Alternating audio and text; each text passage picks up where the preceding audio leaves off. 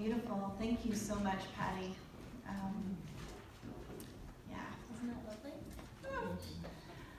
Our speaker this morning is Gemma Stone, and we've been trying to get Gemma here for over a year. And it's been one thing and a different thing, and I'm so delighted that she is here with us this morning. She's going to talk to us about I Am Enough. And Gemma is a psychologist, a speaker, and author, and she is passionate about helping people build resilience and emotional intelligence, I love this, so they can heal their past, love their present, and light up the future. Please help me welcome Gemma Stone.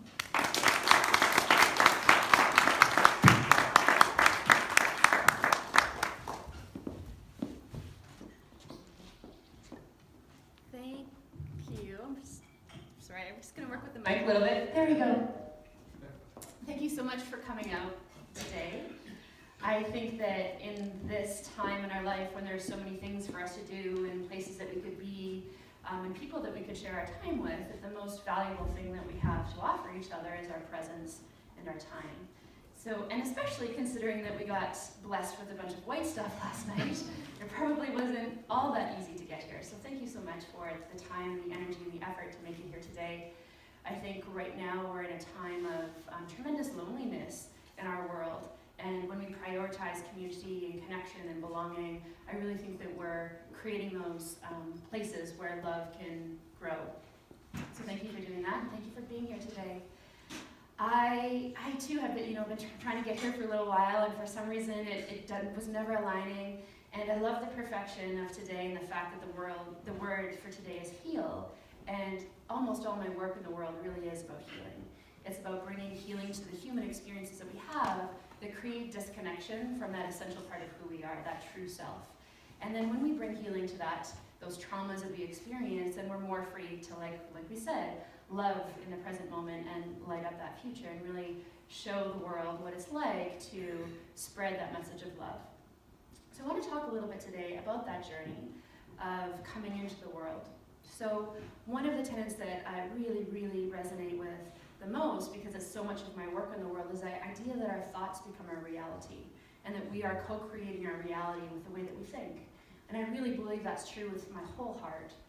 I also believe that it's true that before we begin thinking about the world and creating the world that we want, the world creates our thoughts. And part of our journey back to ourselves is bringing healing to the ways in which the world has influenced the way that we think, so that we can come back to the truth that we are creating that outer world. So I want to explain a little bit about what I mean by that. When we're born into the world, we're born as that essential self. So if you imagine a baby, or even remember, if you have that kind of memory, being a baby, that we come into the world believing that it's an abundant world. We come into the world believing that we are worthy.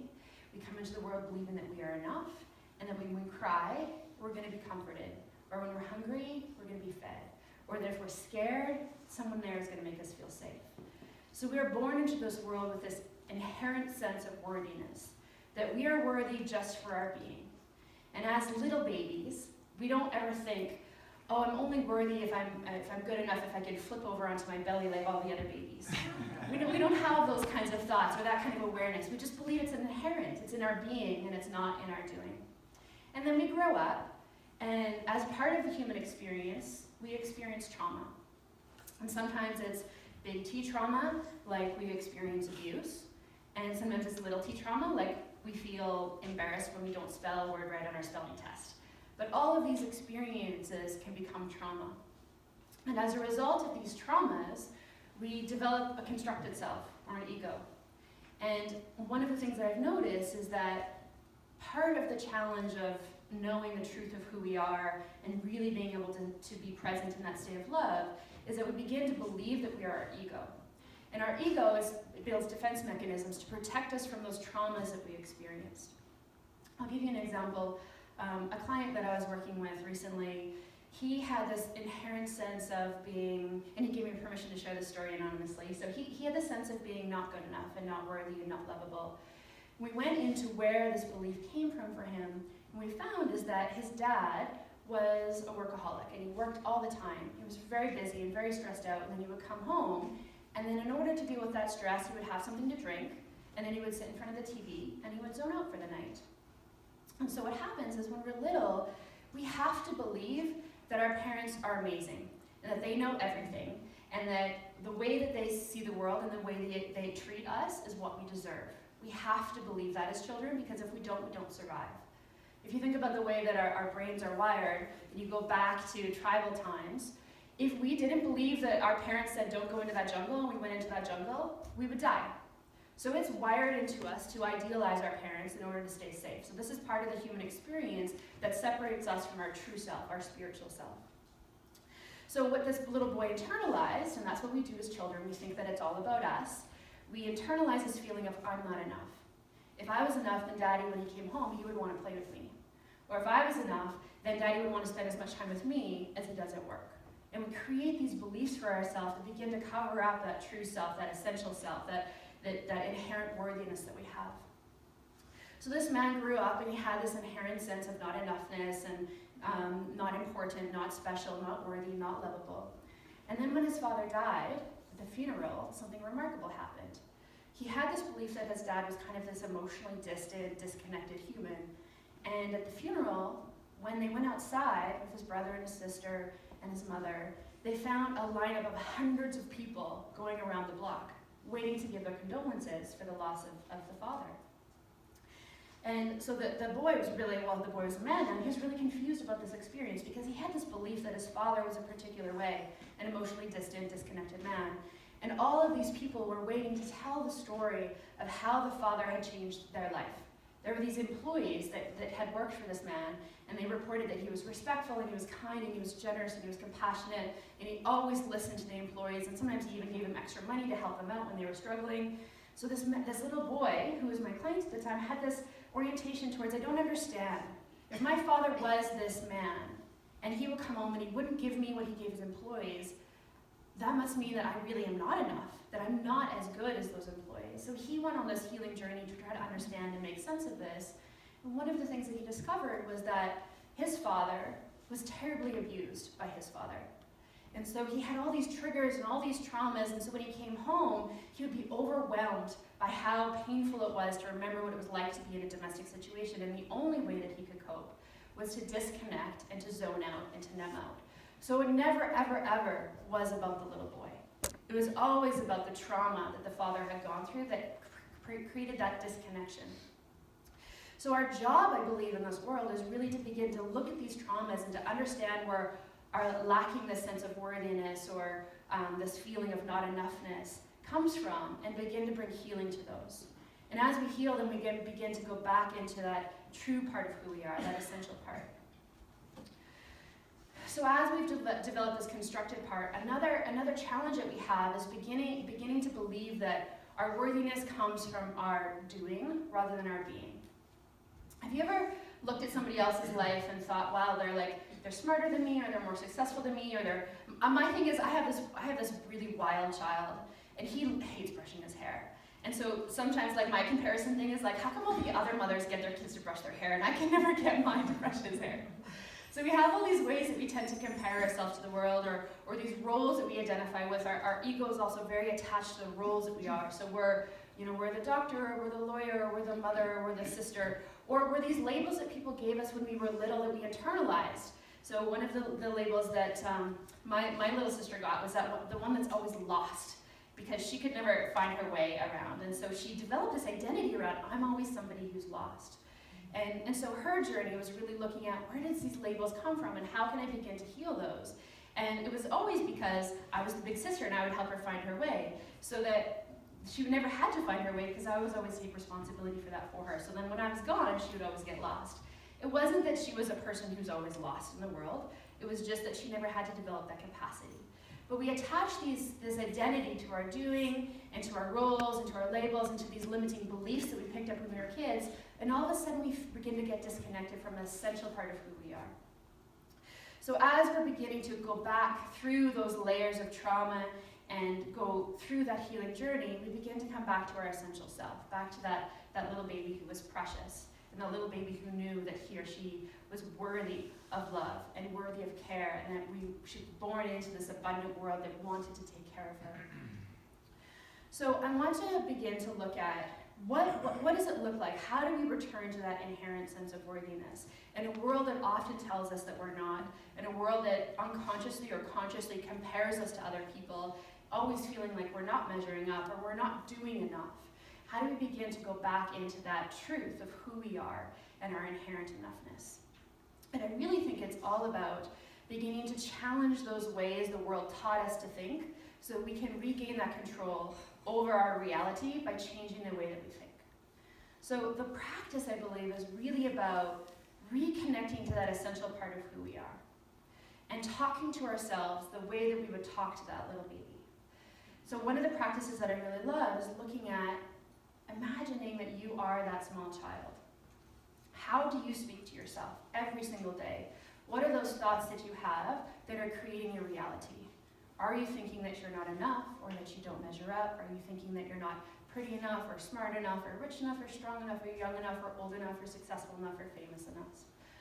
Those are the thoughts that are creating the reality that then get projected out of the world and that create it. Because we know that our beliefs that we hold about ourselves, the beliefs we hold about others or the world, those create our thoughts. Those thoughts create our emotions. Those emotions drive our actions, and that actions create our reality. And we go around and around and around that circle. So if we begin with that core true belief that I am enough, I am worthy, that's the belief that we hold, and our thoughts begin to reflect that.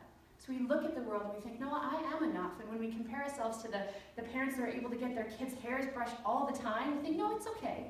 It's okay. I've got a wild child, and I love that about him, and I love his spark, and I love his personality. And then from there, I feel a sense of like, okay, inherent enoughness. I'm a good mother even if my kid has messy hair. And my kid is an amazing kid, even in his wildness. And then we go into the actions and we just, instead of stressing out about how well the hair is brushed, I just love him up every morning and he goes to school with wild hair. And then the reality is we live in this world in which I feel like I'm enough as a mother and I know my child is enough even with his wild hair. But if we flip that around and we look at that belief that says, I'm not worthy, I'm not good enough, then the thought is, I need to prove that I'm good enough by making my kids a perfect lunch and making sure that they're dressed well and they're clean and they have nice hair so that the world knows that I'm good enough because I'm doing the good things that a mother does. And then the emotion that I have from that is stress and pressure and anxiety and fear and comparison. And then the action that I have from that is I stress out on my kid in the morning and I get upset and I pressure him and I worry about what other people are going to think. And then the reality that I have from that is I have a not so great relationship with my kid that reinforces that belief that I'm not a good mom and I'm not good enough. All that it takes is us to switch one of those components to begin to change our reality. We really need to look in to go to see where do those beliefs come from. And that's what I believe the healing journey is all about. Looking at why do we believe what we believe. Like my sister who for a very long time struggled with I'm lost. I don't know who I am, I don't know what I'm doing. Or my client who struggled a lot with I'm not good enough, I'm not worthy. Those beliefs are not based on truth. They're based on a subjective experience that we absorbed because that's what we need to do as human beings to stay alive. And while we are human beings, and we do want to stay alive, we're also very much spiritual beings. And who we are is that essential part of ourselves. That essential part that came into the world knowing that we're enough. Knowing that we don't deserve love if we flop over properly. Knowing that we're not worthy of acceptance if we don't spit up our broccoli. Knowing that when I make a sound, I deserve to be loved and cared for. That's the part that we need to return to. So we're circling back to those pieces around our thoughts. That's such a crucial part of reclaiming our inherent worthiness. So I'd like for you, let's do a little bit of homework so that you can really begin to internalize this enoughness. At every opportunity, I want you to make that declaration, I am enough. So you might write it on your mirror in lipstick or like one of those dry erase markers. Or you might connect with somebody here and have like a text buddy relationship where every morning you text each other, you're enough. And then you text back, I am enough. And you're enough too. And then you text back, I am enough. Because we need those messages to override all the other messages that we're bombarded with every day. Those messages from our early life, where our parents were doing the best that they could, and so were our teachers and our coaches and our friends and our siblings, but we mess up and we are imperfect, and from those imperfections and from those mistakes, we can internalize these really limiting beliefs. So we need to continue to challenge those and expose ourselves to the message of I am enough no matter what. It's not about enoughness in our doing, it's very much about enoughness in our being. Just because you're here, you're enough. So let's see if we can actually do something that's going to kind of carry on past today. If you have a phone or if you have a pen, I want you to somehow create enoughness. Like you could write I am enough on your hand if you have a pen. If you have a phone, I want you to take it out right now, and I want you to create an alarm on your phone. And on that alarm, I want you to put the title, I am enough. And set it for a time of day when you can actually take a moment and look at it and remind yourself, I am enough. We need that outer world to reflect our inner truth, that I am enough. I'm just going to give you a moment to do that.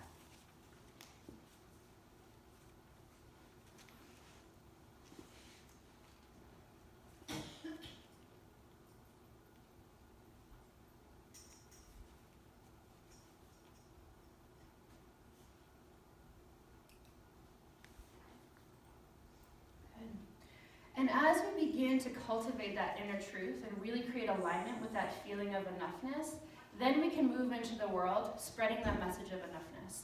And then we can pick up on moments when we notice that the people we love are comparing ourselves. And we can connect with that person. You can be like, you know what? It's really not about what you do.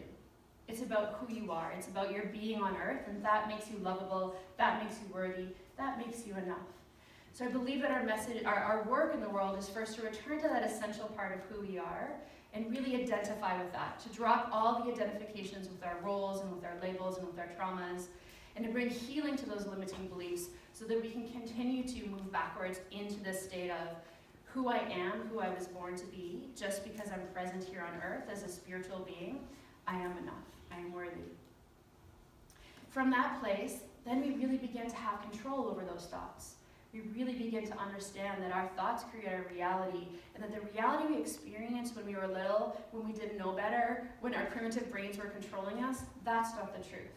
The truth is who we are in our being is worthy and deserving of love no matter what we experience, no matter what trauma we went through, no matter how present our parents could be or could not be, no matter what our teachers told us, or our coaches told us, or our friends, or our peers. We need to continue to come back into this truth and this reclaim the loving presence of enoughness. So from that place, then we can move into a meditation. And I want to do a practice where we're really beginning to allow yourself to kind of go backwards in time, all the way back to that little being who came into the world without a doubt, absolutely knowing and believing on every single level of mind, body, spirit, and soul, that just by coming to earth, we are enough.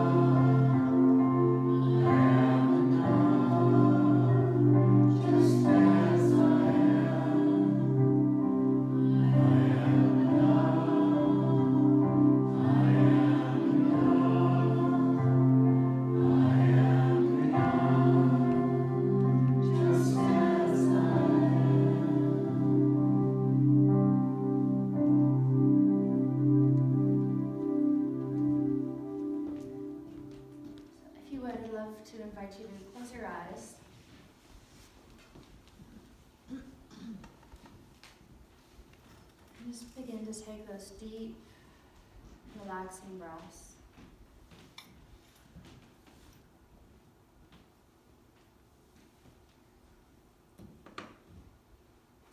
And with every breath you take, I'd like for you to imagine that you're being drawn backwards in time.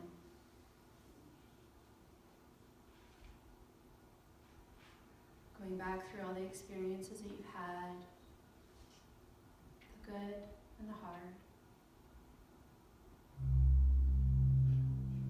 Being pulled backwards in time through the ups and the downs of life, you can feel yourself getting younger and younger.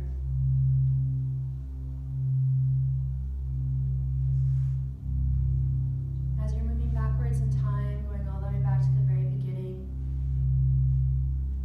you may notice that you're passing through memories, or roles, or responsibilities.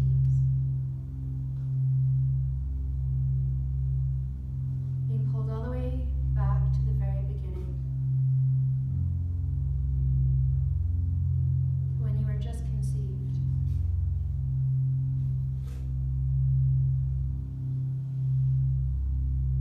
That spark of consciousness and spirit is there with you. Your body and your brain are just beginning to form.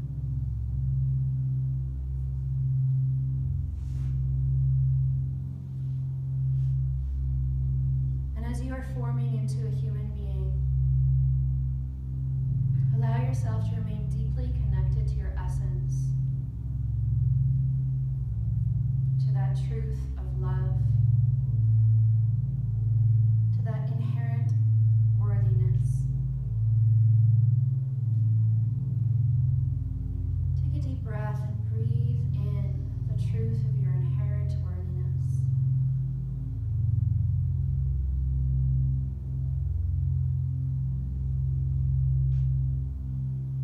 Your body and your brain continue forming.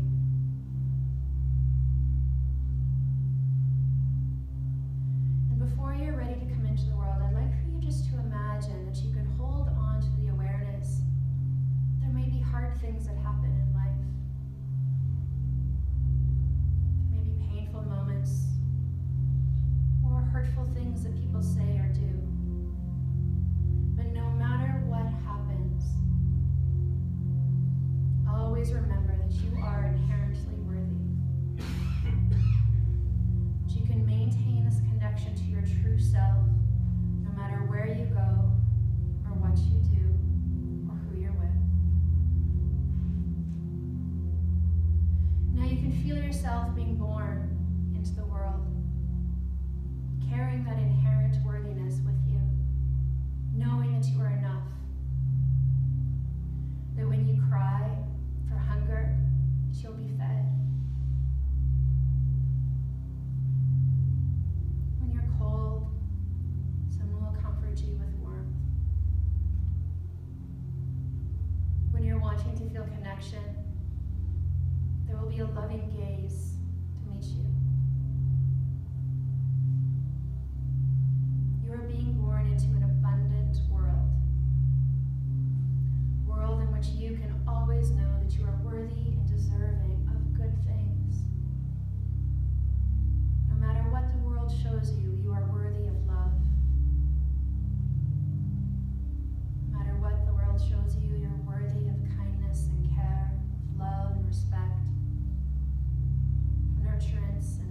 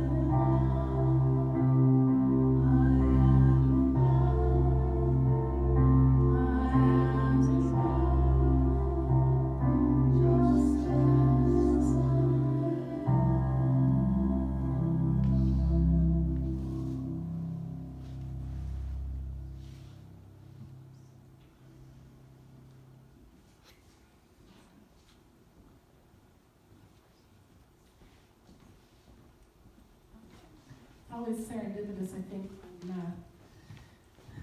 when life occurs and takes a different route, that there's something magical to be found.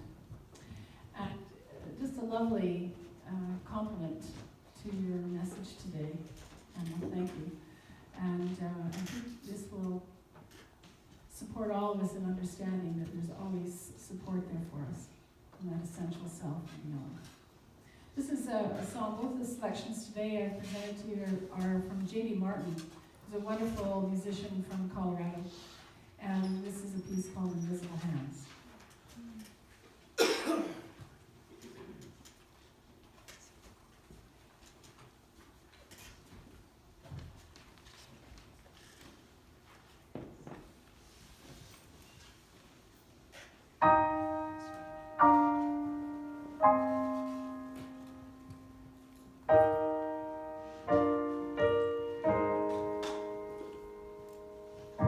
When a child believes he'll live his dreams, his prayers are heard, he fears no thunder. When he falls, he safely lands, guided by invisible hands.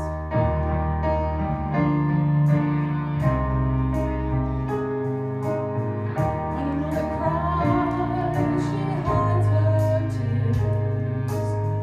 Said the Lord provides, but she can't help wonder. Will her child once have a man? Invisible hands, lost in the darkness, we are lifted by love. Whispering somebody and if we dare to take the leap of faith, somehow a bridge appears.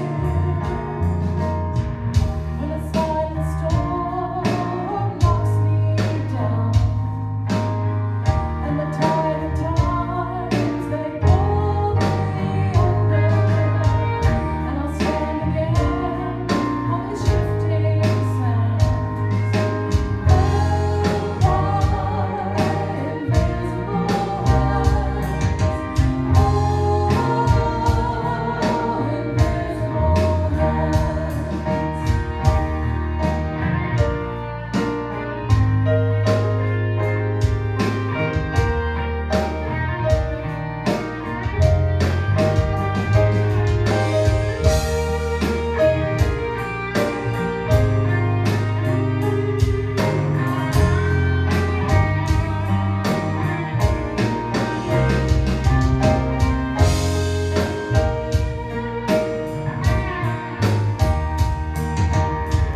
lost in the darkness, we are lifted by love. Whispering somebody and if we dare to make that leap of faith, somehow a bridge appears.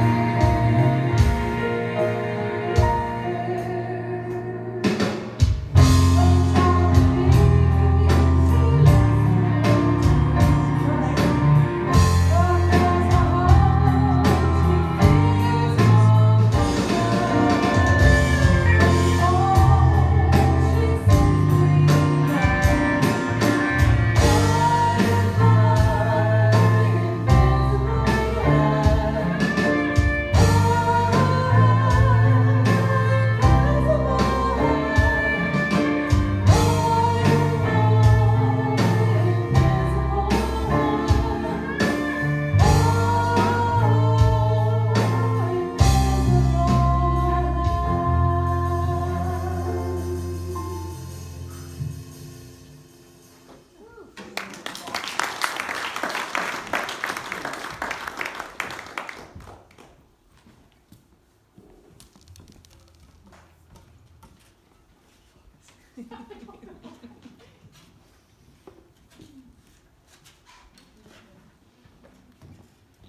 Beautiful. Thank you so much.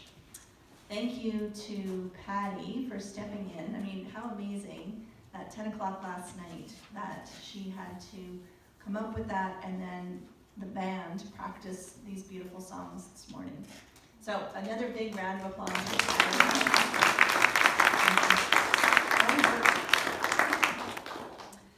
And Gemma, thank you so much for that beautiful reminder that we all know intellectually that it's such a different experience. Well, it's a necessary experience to have that move from our head down into our heart and to live from that place that we are enough. So thank you for that really, really beautiful reminder.